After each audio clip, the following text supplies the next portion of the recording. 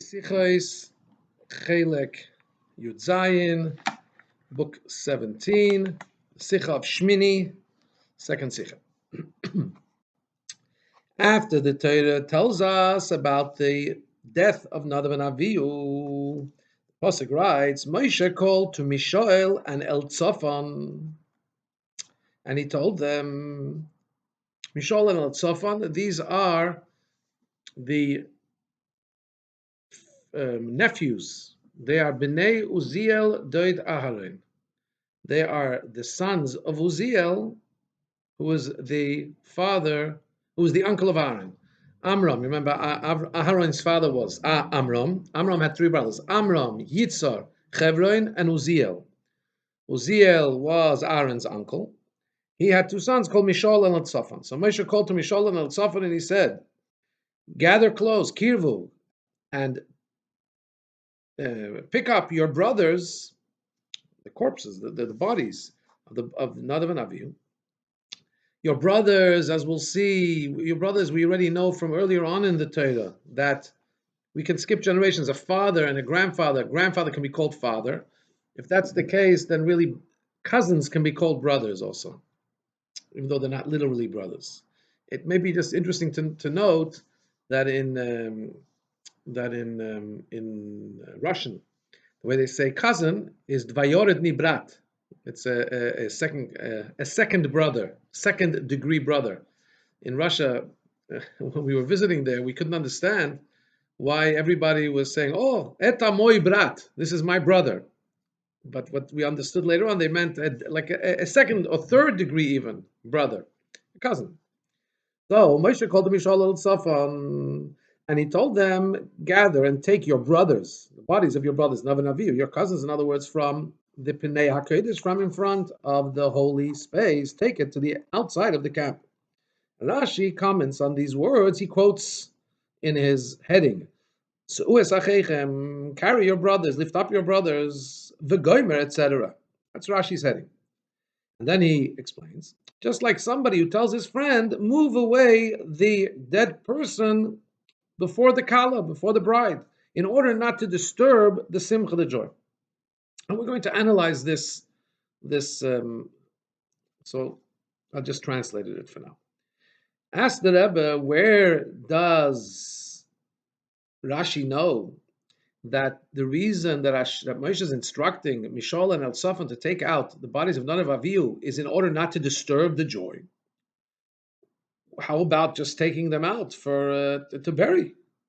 I mean, there are two people that have passed on in the Mishkan, and Moshe is just telling them to take them out and bury them. Why does Rashi bring in this extra thing? I'm telling you to do it in order not to disturb the joy.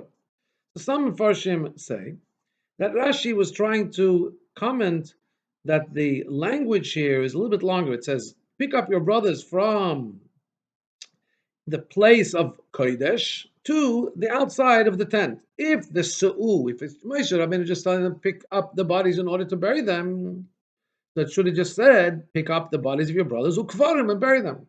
Why does he add, take them out from the place of holiness?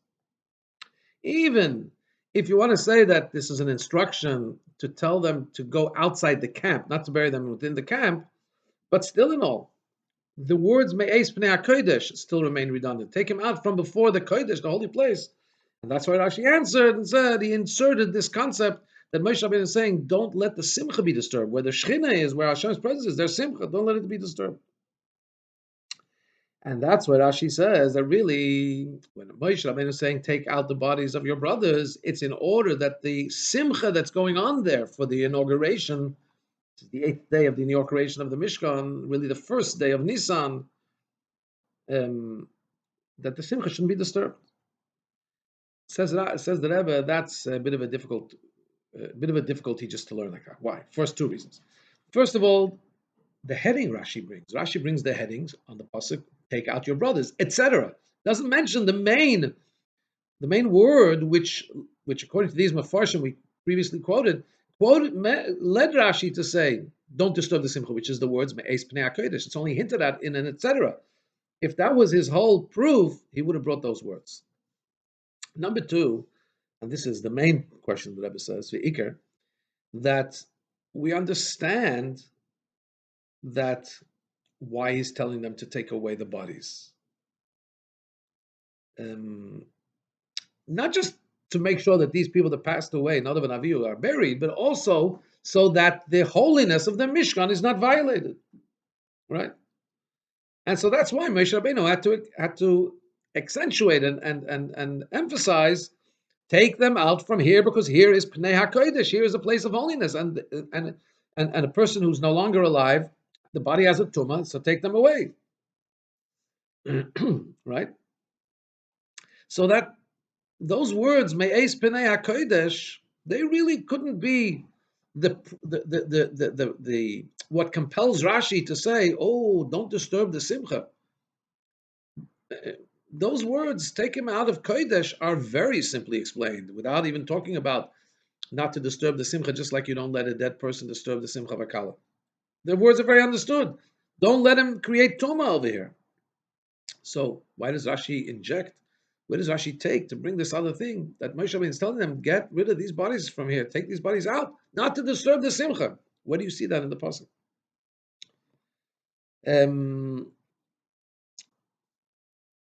Okay, just a couple of things to point out. We know that their bodies were still intact because it says Rashi has pointed out that that Hashem took their neshamas, like a fire went into their nostrils and took out the neshama, but their bodies were intact.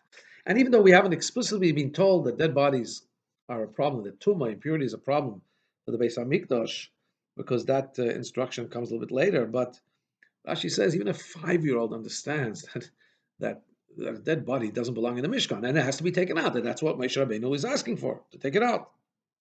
Then the Rebbe mentions that there's actually different opinions where they died.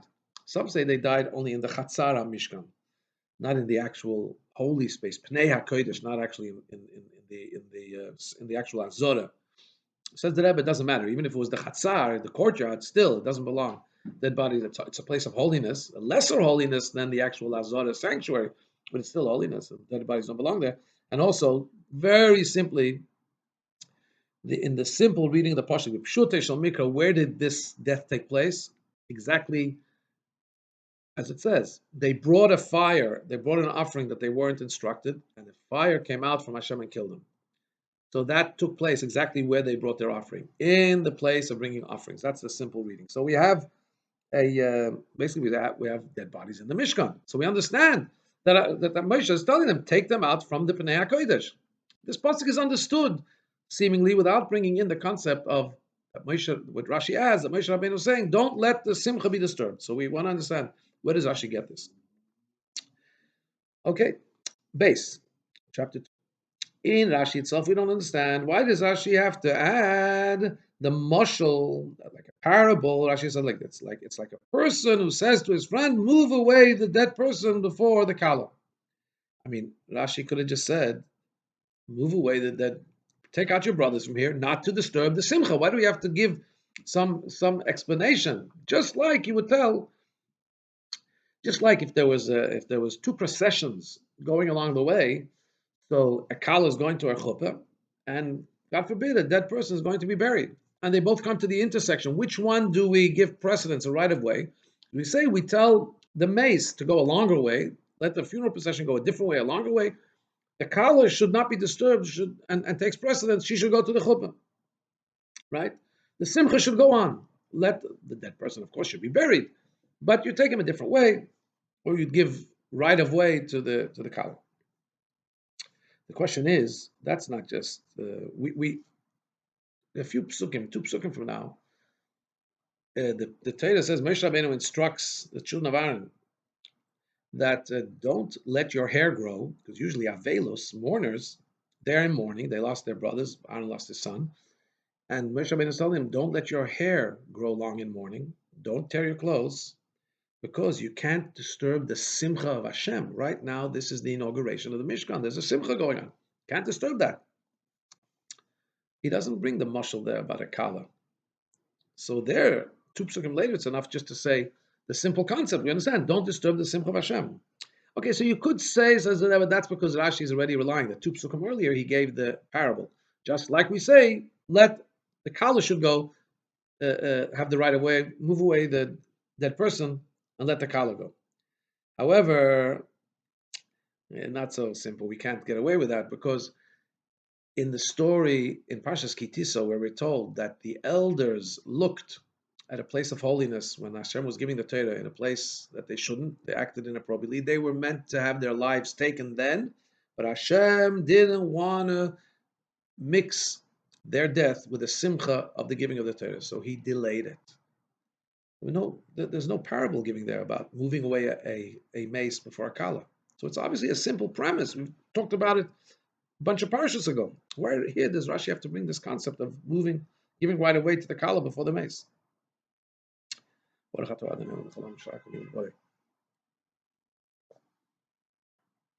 Gimel, chapter 3. Even if you want to say that, even want to say, okay, maybe there is some reason why Rashi has to bring this analogy about moving away just like you move away the mace before the kala. Still, it's not understood. Why does Rashi say it in the lengthy lashon? Rashi says, just like somebody tells his friend, move away the dead the mace before the kala. Rashi could have just said very simply, the same way we have halacha that we move away the mace before the kala. Actually, it's an even bigger question. It's not a minig, just like somebody says his friend. It's actually a halacha. In Masechta Ksubas, the law is, it's taught as a halacha. You move away the mace and give the kala right away. So why is Rashi making it weaker and saying, just like one says to his friend, let the mace move away before the kala? What do you mean? It's not just a minig. This is a halach in Gemara. Actually, the Medrash brings it in another way, the same concept. The Medrash says, move away me'eis pnei hakodesh, take away the bodies from the holiness, just like somebody tells his friend, move away the dead person before the mourner, the person who's mourning. How long should this mourner be in pain? When the body is still in front of him, it's a much greater pain. There's a visualization there. Move it away, I guess take it to burial. How long should this pain go on? So this is the way the Medrash is learning. Take away the body, said Moshe Rabbeinu, in order that Aaron shouldn't have to see this painful side of his two children who passed. Or there's a different girsa, just like somebody says, move away the dead child from before his father. For how long should the father have pain from this? For how long should the father see his, God forbid, the dead son in front of him? So there we understand that it's like a human behavior, like somebody would tell his friend, "Hello, don't let the father go through so much pain." But here it's not a minhag. The moving the mace before the kala is a halacha. Why does Rashi, so to speak, downgrade it, downplay it? Why Rashi doesn't bring the mashal that the Medrash says, just like people, somebody, you would say, take away the body from before the father. So that we understand because was Rashi breaking the mashal Medrash Kadam of Mezunea Ovel was yes. Why does he use the example of taking away a mace, giving a kala precedent before a mace, moving away the mace before the kala? Why doesn't he give the mashal the Medrash, like moving away a mace from before a grieving father? So for that we could say, says the Rebbe, that according to the Medrash, move away the mace, me'eis penei hakodesh, move it away from the face of holiness, from being in front of holiness. Who's the holiness here? Medrash learns that this refers to Aaron. So he's saying, move away these bodies from before the place of holiness, which is Aaron, right? That's why Rashi, though, but Rashi is not learning that, because in the Pshat, move the bodies away from Pnei HaKodesh, from the place of holiness, is move it away from the Mishkan, not from Aaron, move away from the Mishkan. So that's why Rashi doesn't bring the way the Medrash says, move away the body from before the Father. However, it's even more difficult to understand because it's again, as we said, it's not a meaning; it's a din. If we're talking about a kala and that person who takes precedent, so that's a din. Also, we have to understand chapter 4. Since Rashi says, don't mix the simcha of Hashem. Later on, in two psukim, as we said, when he says, don't let your hair grow, don't tear your clothes, he says not to mix the simcha of Hashem with your grieving. Why doesn't he say that here either? Here as well.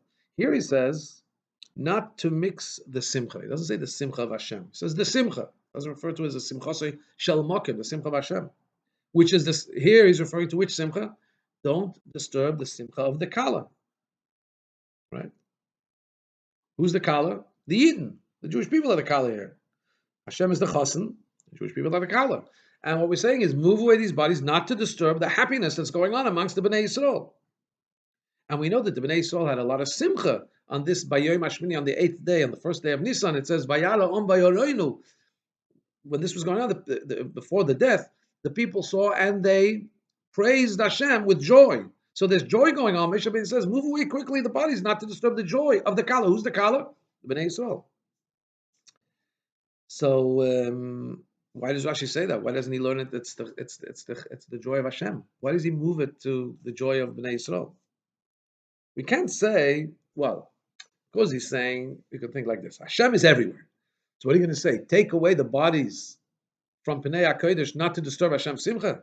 Are you going to take it outside? Then it is okay. Hashem's not outside. Hashem's also outside, right? Mela, when you say, don't let your hair grow, right?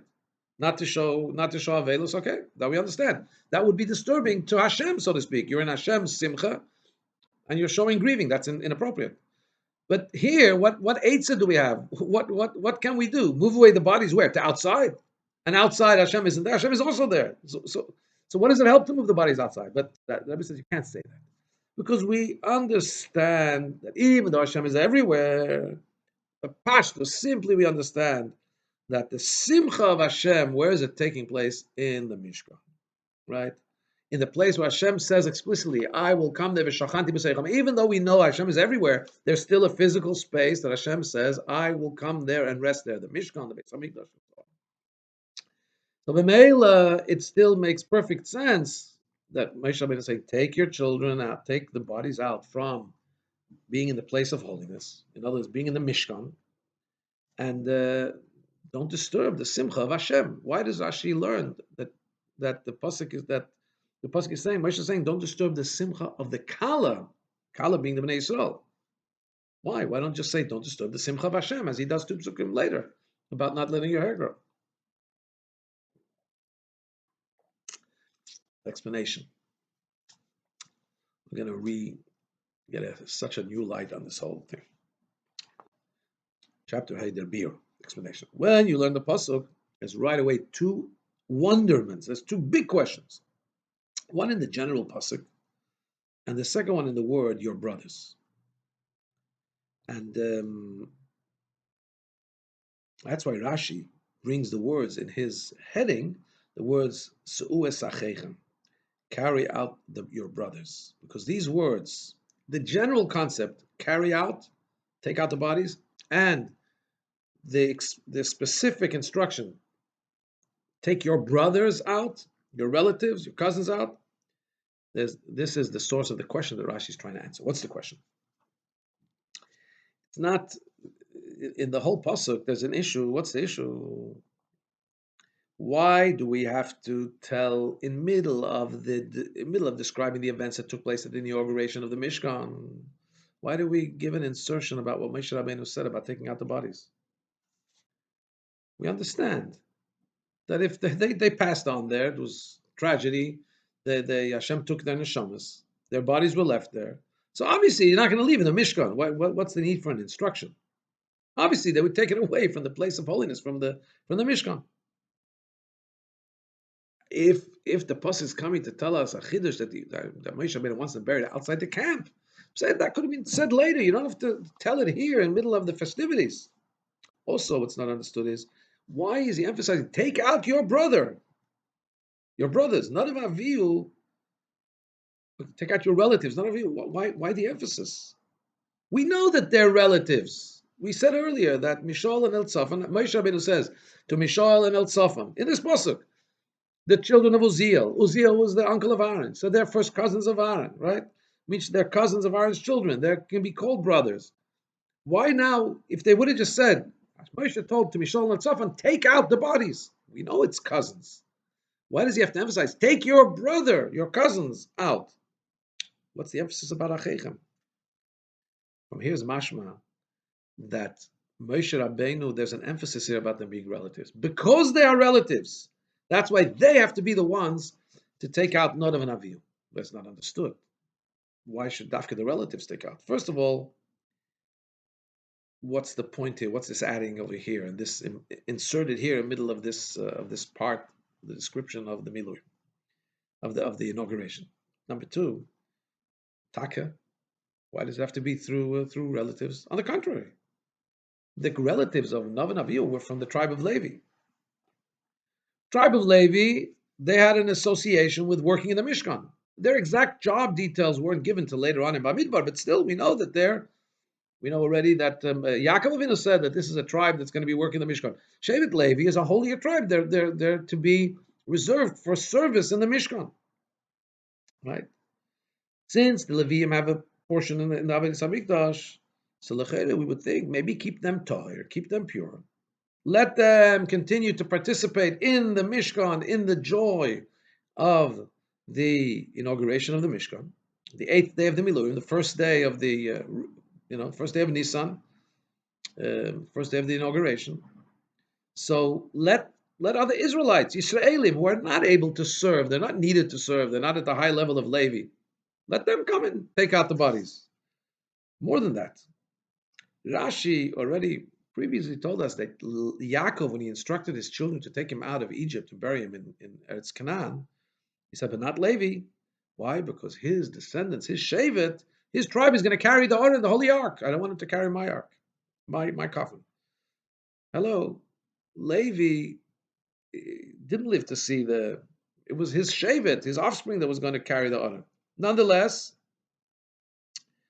Yaakov Avinu said, no, I don't want him to carry my coffin because he's going to be carrying the Aron. So now we actually have an Aron, we have a Mishkan, we have the activity going on, we have the whole thing. You can understand what's going on. This is the first real day of the inauguration where everybody, the Bnei Yisrael, are allowed to start bringing karbonas. The Nesiim, the leaders of the tribes, are bringing their inaugural karbonas, each tribe per day. This is the first of the 12 days. Unbelievable. So for sure, you want to keep the Leviim tahir. They should participate in this festivities. Why are you sending them out to take a body out and become impure? Vav 6. Because of these two questions, Rashi has to say like this.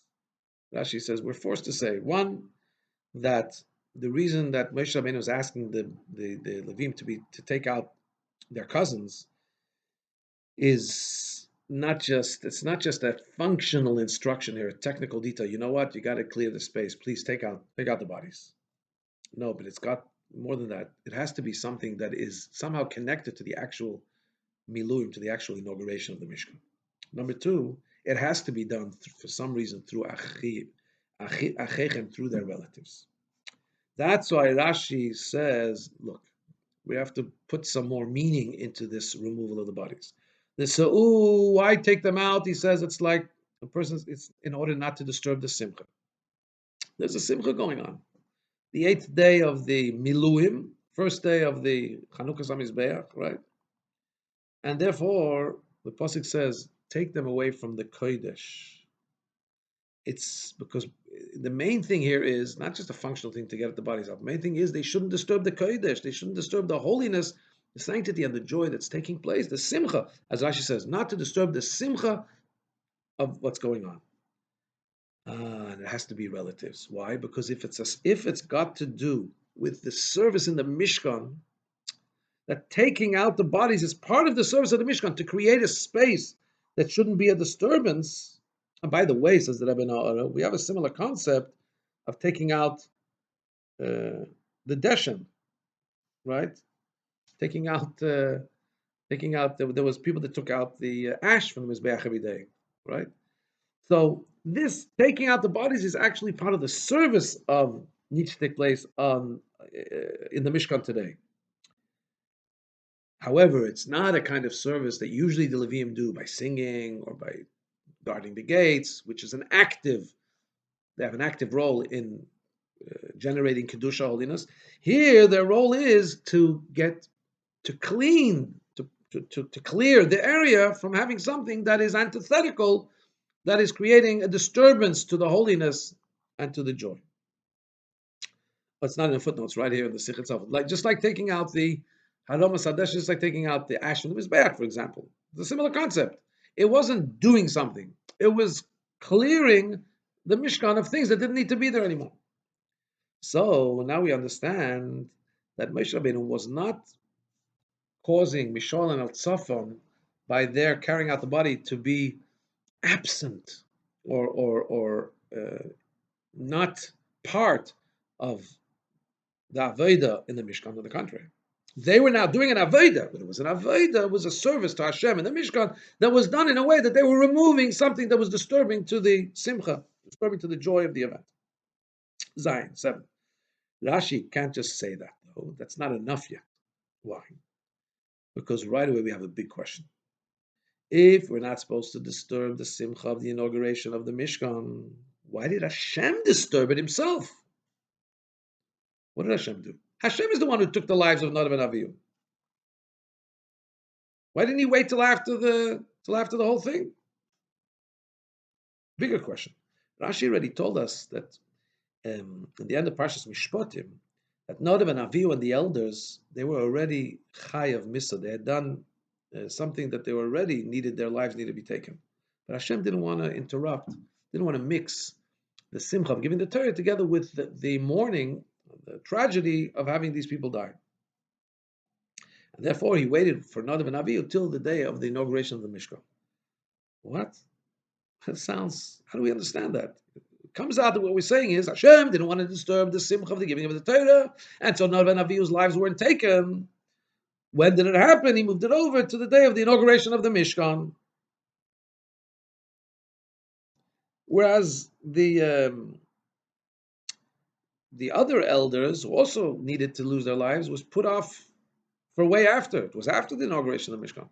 So the question is on Hashem here. 1 second. If we're coming with a premise, don't disturb the Simcha, Moshe is telling him, take out the bodies, not to disturb the Simcha. 1 second, but Hashem himself disturbed the Simcha.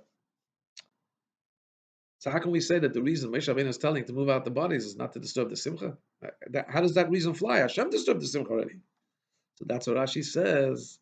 In Pshutei Shel says that Moshe telling them take out the bodies it's not an instruction.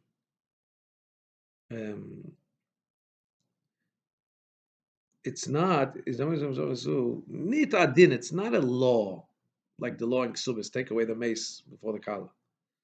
A saying where Moshe is giving over an instruction for Hashem. No, it's like a person tells his friend. This is like human behavior. In other words, a person tells his friend, move away the mace from before the Kala. That's the way people act. L'chaveirei. Yeah, it's like somebody tells his friend. In other words, this is this is human interactive. It's got to do with the way people conduct themselves. Don't let the mace get in the way of the kala. In other words, like this, the nature of a person is that when you come to the simcha of a kala, you do everything possible that shouldn't be disturbed, and therefore you even move let the procession, the funeral procession, go a different way, and let the kala take the right of way to go to the chuppah, right? And we don't want to be matur. We don't want to cause the kala extra bother to go out of a way. She takes precedence. So similarly here, in other words, that's the way we know. Rashi is not quoting here a din from a Masechta Ksubos per se. Rashi is saying just like this is the way people conduct themselves. This is the way life has to be lived. A kala is important. She's going to the chasana. The person who's going to the burial, it's important. He has to be buried. But the kala comes first. And similarly here, even though Hashem had caused the punishment of death on Nadav and Avihu, in middle of the simcha of the Kantor Mishkan, Hashem had brought it. In other words, that was the Ratzon Hashem. That there should be something of tsar on the 8th day of Miluim. We don't know why. The Rebbe doesn't explain here why, of course. That was the Ratzon of Hashem. And by the way, that's also why Hashem didn't wait. Like with the Skenim, he waited. But here we've already said that B'kroi Vayakodesh, Hashem said he wants the Beis Hamikdash, the Mishkan's inauguration to be marked by very, very holy people being held to account. Those that are very close to me, By taking those who are very close to me, says Hashem, Ekodesh, I become sanctified. Again, this is something we don't understand. We don't want to understand. But this is what Hashem explained. Moshe said that Hashem had told me, I'm going to become sanctified, because when Hashem holds to account for even minute things, those that are very holy, that creates an awesomeness around Hashem. But that's a different topic. We're going to go there. But what Moshe wanted is, one second, okay, Hashem has done this and this is meant to happen. I can't tell you now to take away the bodies so that the simcha of Hashem is not disturbed. Hashem himself has done this. But I can tell you, don't disturb the simcha. In other words, the simcha that the Yidden are having shouldn't get further disturbed. Move away the bodies. Just like, even though there's a mace, and that's painful, when there's a person going to a levaya, there's a person going to be buried, but there's a kala. So we want the kala to go first. And this is what's happening here. There's a painful aspect here. There's two bodies here. Move them away. Let's not dwell on that right now. But this is not an instruction from Hashem. This has to do with Moshe's understanding that the Bnei Yisrael are joyous right now, and we have to take away the source of angst, which are the bodies of Nadav and Avihu.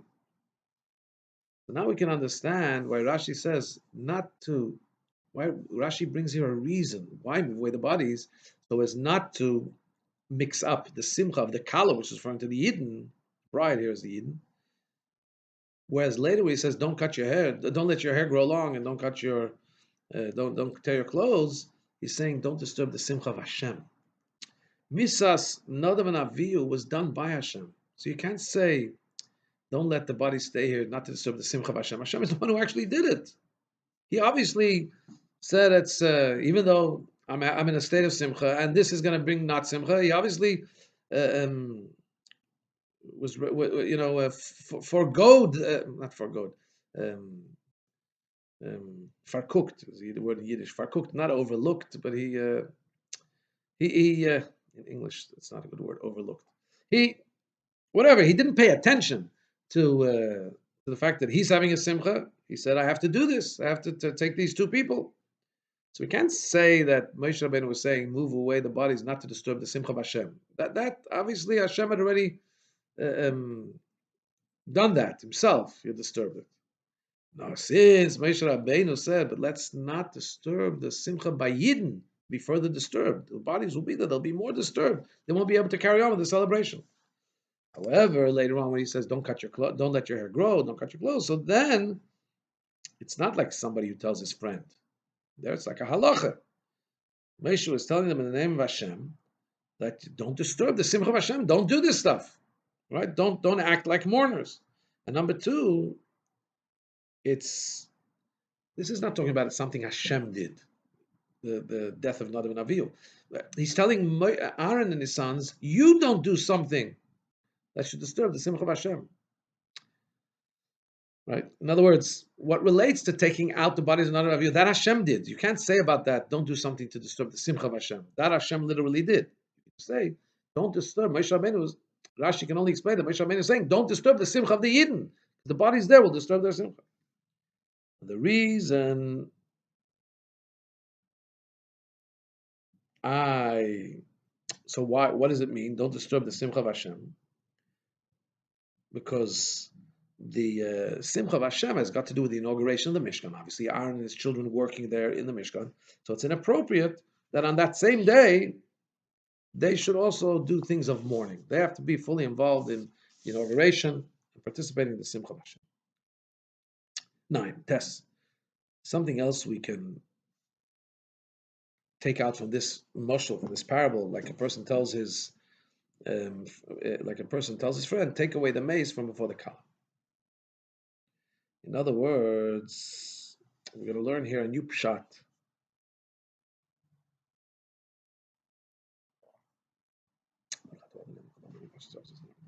We're going to learn here a new pshat now in a serious event that takes place where Moshe Rabbeinu gets angry, Aaron explains himself, and Moshe Rabbeinu accepts it. Let's see what's going on. Let's look at this mashal. The mashal we say, just like move away the mace from before the kala, says that the mace is still there. The mourning is still going on for those that are mourning, but just you don't keep it in in your presence. You give right of way to the kala. You move away the mace. It shouldn't be present to disturb the simcha of the kala. And that's really what's taking place here. The aninus, the mourning, the state of mournfulness that Aaron and his children are in, didn't become canceled out. It's not like they didn't have this great loss. It's just that they weren't allowed to express this mourning because they were involved in simcha, in the simcha of Hashem. This will help us understand something very difficult to understand now, Pasha. What is that? Moshe Rabbeinu heard, this is as an introduction, I'm going to say that there were 3 goats that were brought on this day. This was, it's called Vahi Bayom Shmini. It's the 8th day. The 8th day of what? Of the 7 previous days where Moshe Rabbeinu was erecting and disassembling the Mishkan every day for 7 days from the 23rd of Adar. The 8th day was the 1st of Nisan. It was also the first day that the leaders of the tribes brought their inaugural karbanis for the Mizbech. So you had a so'ir as part of the inauguration of the Mishkan, the 8th day. That was when the first 7 days Moshe did everything. The 8th day, that's when Aaron HaKohen and his sons are brought in to serve. And there's instructed to bring up a goat, special goat for this special event of the inauguration. There's the goat of Nachshain, first of the tribes to bring up the inaugural karbanis of the Beis Hamikdash. These 2 goats were only done once, the inauguration and the tribes inaugurated. Then you had a third soyer. What was the third soyer? Rosh Chodesh. It was Rosh Chodesh Nisan. So there's also a soyer, a goat that's offered off every Rosh Chodesh. So that was the third one. So the pasuk says that Moshe Rabbeinu asked. He heard that the seir chatos, that the goat of Rosh Chodesh had been burnt, and the kohanim had not eaten the parts they usually eat from a karban chatos. They usually eat it in the sanctuary, in the Azara, but they hadn't eaten it. The first 2 they had eaten, but the goat of Rosh Chodesh they didn't. And Moshe Rabbeinu, it says he got angry and he says, "Why didn't you eat from the chatos, from the sin offering, the parts you're supposed to eat?" And then what did Aaron answer? Oh no! If he would have eaten it, you think Hashem would have been happy? And Moshe heard it, says, "Oh yeah, true. What's pshat?" Aaron was saying, "Look, you told us earlier on in the there was an explicit instruction from Hashem that even though they were in mourning, they should eat the matzos, they should eat the special breads, matzos, the wafers that were made as a mincha. They should eat it, even though usually if they were in mourning, they wouldn't be allowed to participate and eat holy things, kachim. Usually, kohanim usually. Here they were told no, they have to eat it. These matzos, these were special meal offerings brought for the inauguration. Said Aaron, I know we have an explicit instruction not to pay attention to our mourning and to eat those matzos, to eat those that from the karban mincha, but that's an instruction that has to do with the karbanis that are one-time karbanis, kodshe shah. They are just for the time. However, and that's why also we ate the first 2 goats, because they are also only for the time. We know that Hashem has said all the special karbanis for now. You don't do any avelos. Don't show any mourning. Eat them. However, how do you know that this also applies to things that will be ongoing? We're talking when it came to the 3rd goat, which is a Rosh Chodesh one. That's going to be every month from now on. How do we know that the special instruction given to disregard the mourning and eat the karban nonetheless? How do we know that it applies to that? How do you know, Moshe, that it applies to that? Moshe heard it, he said, oh, you know what? You're right. So here's the question. The fact that there's a difference between one-time karbanis, timely karbanis, and ongoing for generations, the permanent karbanis, that's a simple svara, that's a simple concept to understand. How is it that Moshe Rabbeinu, that Aaron told it like it's something new to Moshe, and Moshe didn't understand that, not to accept it? I mean, Moshe Rabbeinu didn't understand it. There's a difference to the point that he got upset. And by the way, he points out in the Haaretz that usually Moshe Rabbeinu is very, very tolerant. They all complain from Heim bis morgen, from today to tomorrow. They don't stop complaining. And Moshe Rabbeinu is tolerant. And all of a sudden here, He gets upset. And by the way, it says in some places Moshe Rabbeinu got upset and he forgot a halacha. Not about here though. Here it was a genuine and an appropriate getting upset at Aaron. But why was he get upset? Didn't he realize that there's a clear distinction that this is an ongoing carbon and therefore it's not privy, it's not part of it's not included in the instruction that Hashem gave. Don't pay attention to the Avelos. That only applied to the special karbanis for the day. On the other hand, if Moshe Rabbeinu understood so clearly that there's no difference, what did Aaron tell him? How did Aaron convince him that there is a difference? What did Aaron say that convinced him? 10. Yud. So the explanation is like this. Moshe held that the reason why Hashem said that they should eat the meal offerings even when they're in a state of mourning is just like they were told not to cut their hair. Not to let their hair grow, not to show signs of mourning. Why? Not to disturb the simcha of Hashem. So when it comes to not disturbing the simcha of Hashem, it's a joyous time. You got to do everything as usual. What's the difference if it's karbanis just for now or karbanis forever? You have to make sure your state of presence, your state of being, your mood is a mood of simcha. So if you're in a mood of simcha, just do everything like you usually would. Don't pay attention to the avelos. Don't pay attention to the mourning. And so Moshe Rabbeinu was upset because you burnt the chatos, that shchedish chatos. You're showing that there's some kind of a disturbance into the simcha of Hashem. So Aaron answered, no. If we would have that he used the words here lifnei Hashem, that when it comes.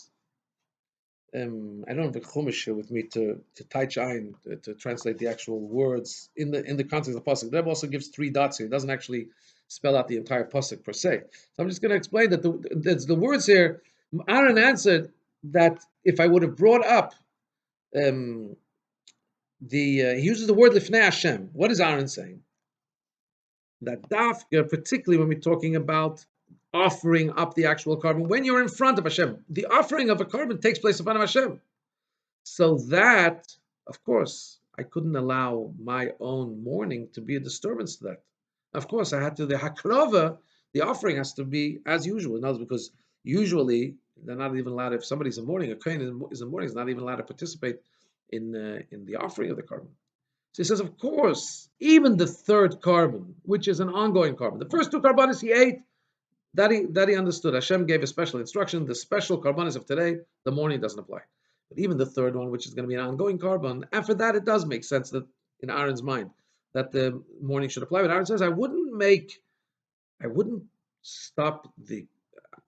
act mournfully in the presence of Hashem. In other words, in the actual offering up of the carbon, I did that as usual. Because that's got to do with the simcha of Hashem. The simcha of Hashem is mainly, where is it taking place? Near the Mizbeach. That's actually where the fire came out from before Hashem, right? And fire came out from before Hashem, and that's near the Mizbeach. So that's obviously the place where the simcha of Hashem is expressed. And that, says the Rebbe in brackets, would also help you understand where was the inauguration really expressed of the Mishkan? By bringing a lot of karbonis on the Mizbeach. The Mizbeach is the epicenter, so to speak. That's the place where Hashem's presence is. That's where we offer things up to Hashem. So in that presence, there's the simcha of Hashem. I wouldn't have done anything differently. Karbonis were brought as usual. However, since the morning wasn't canceled, as we said, move away the mace from before the kala means the mace is still around. The morning is still there. It wasn't totally canceled out. Now that I'm in a place of once I move away from the direct place of the Simcha of Hashem from the Mizbeach, so now I have to pay attention for the not one-time karbanos, for the ongoing karbanos. Now I do have to pay attention to the morning. So when it comes to eating, the eating of the carbon didn't take place near the Mizbeach. It just had to take place within the hangings of the Azara, within the actual first courtyard, not the chatzar, within the first. Within the courtyard of the Mishkan. So in that case, There, I'm not lifnei Hashem. I'm not directly in Pnei HaKodesh, directly in front of Hashem. I didn't think that I should be eating it there for the ongoing karbonis. Why Hashem said to eat the meal offerings and the other two chatois, why I did eat them, even even though it wasn't mamish before in front of Hashem's mizbeach. So Taka, the reason there is not to disturb the simcha of Hashem, because I wasn't directly in front of Hashem. That's a hirosha. That's a specific instruction. You had a one-time instruction for this day. Okay, I understand that. So I ate the meal offerings, and I ate the first two soyers. But when it comes to eating the soyer shchedish, which I offered up in front of Hashem without disturbing Hashem's simcha, in Hashem's presence by the mizbeach, it was offered up as usual. Now, when it comes to my eating, which is not directly in Hashem's presence, there I can only know that I should be eating the ones that are especially for today, where Hashem gave a special instruction, but not the ones that are ongoing. They have to fall under the laws of a regular korban. I can't eat that, and Moshe Rabbeinu accepted that. Moshe Rabbeinu accepted that indeed there was a distinction between what was being done on the mizbeach and what Aaron was doing in a little bit removed from the mizbeach, and indeed the mace. And this is what Rashi is hinting and explaining to us, that here Moshe Rabbeinu is saying, move away the mace before the kala. But from this, Aaron understood that the mace is still there, and that's why when he's not directly in front of Hashem, he is still in a state where, unless he has a specific instruction, which he only had for the two inaugural karbonis and the meal offering, the other one, business as usual, and he wouldn't need it. And Moshe Rabbeinu accepted that. Now we go into one of the things that we learn from the Rashi. One of the things we can learn, we know what the Rambam says, that everybody is similar to Shevet Levi. If a person wants to, the famous words of Rambam, Lo Shevet Levi Ulvad, not only the tribe of Levi is the ones that serve Hashem, but anybody who is spirit, he contributes, not Baruch, he has a voluntary spirit to separate himself, to stand before Hashem, to serve Hashem, to serve Him. And he takes upon, he removes from himself all the other kind of obligations of life, all the cheshbonis, all the many machinations and thoughts about getting ahead in life. He's just devoting himself to Hashem. He becomes Levi-like. One could think like this, because he's already at the level that he's kind of like a Levi. And more than that, the Rambam said a person who does that, if he can reach the level where he becomes like the Holy of Holies, right? And Hashem becomes his portion and his inheritance. So, if so, he would think, maybe I should only be busy with things of holiness and things of goodness. And when it comes to doing something to move away or to separate somebody or something from prohibition, he says, no, that's not for me. I'm a holy guy. This you can get a regular Yisrael. Somebody who's not so, into holiness. Leave me for the pristine and holy things. So from here we have the teaching. Remember, who's taking out the bodies? On the contrary, we say that the avodah to move away the mace before the kala, that is part of the Simchas HaMishkan. Removing what needs to be removed so that the kedusha, so that the Mishkan's joy should continue, that's also part of the service of the Mishkan. And it also has to be done through Acheichem, has to be done through the Levim as well. And that's the way it also works. You see, as you see here, Moshe Rabbeinu instructed the brothers, the Levim, that they should participate in the special day of the Yom HaShmini by doing their job of moving away their cousins' bodies. And this is the lesson for all of us as we make the world a dwelling place of Mishkan for Hashem. Since the world can only become a dwelling place for Hashem when you also clean it. There two things need to happen when you come and create a space, a dwelling for the king. You need to make sure it's clean. Move away the things that are disturbing the cleanliness, and then you need to move in the holiness. So we have to understand that that's not just a technical thing that needs to be done between you before you draw down the holiness. It's actually part of the service of Hashem. And you need a Levi, somebody who's full spirited, full of zest and zeal and fire to separate himself from the world, to serve Hashem, to make it a holy place. Because there's two modes. You have to clean the world. How do you do that? Mainly by staying away from the mitzvahs Hashem said not to do. Don't eat this. Don't do that. Don't speak this way. Right? When you do sur meirah, you keep away from bad. You're moving away the negativity. It's like cleaning away the dirt. And then we also have to prepare nice furniture. How do you prepare nice utensils? That's by doing mitzvahs. You're drawing down the light of Hashem into the world.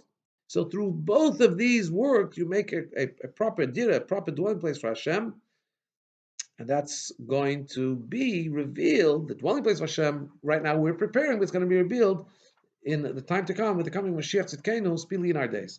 And the Rebbe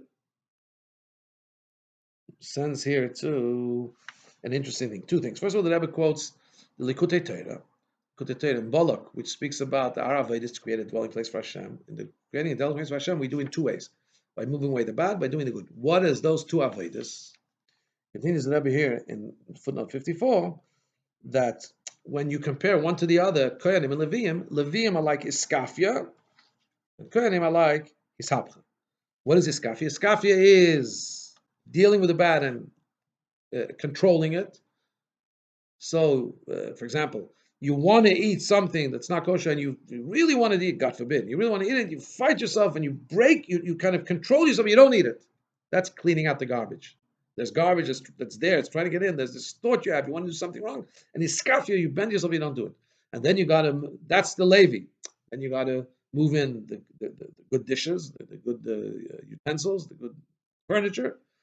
That's Ishapcha. That's like the Kohen. That's to turn over, to use this zest and fire. Let's say the passion you had, you really want to do something bad, you're full of passion. You don't just control yourself not to do it. The higher level is when you're able to reach the level that you take that zest of passion and turn it into, your service of Hashem. And this is, my friends, this is the Sikha. All the best. Thank you.